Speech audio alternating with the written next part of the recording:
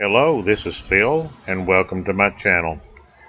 I came across something the other day when adding a ROKU Floodlight Camera SE to my group of Roku cameras that I wanted to share. Hopefully it'll be a tip that'll help somebody else. The installation of the Floodlight camera went fine up until the point of trying to scan the QR code.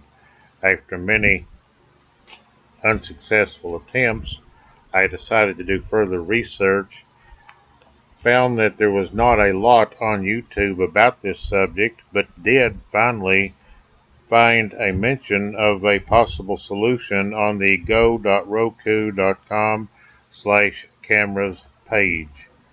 There was a mention in there that the network setting in the router possibly could need to be changed.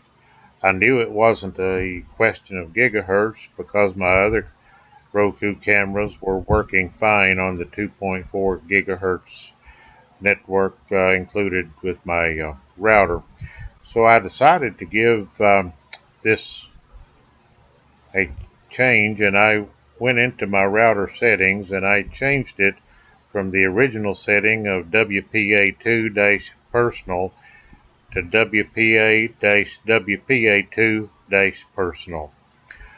I also decided that glare from the sun could possibly be a contributing factor, so after changing the network, I waited until evening to try it again.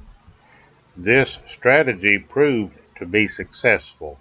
The camera then did scan the code, and I was able to complete the setup.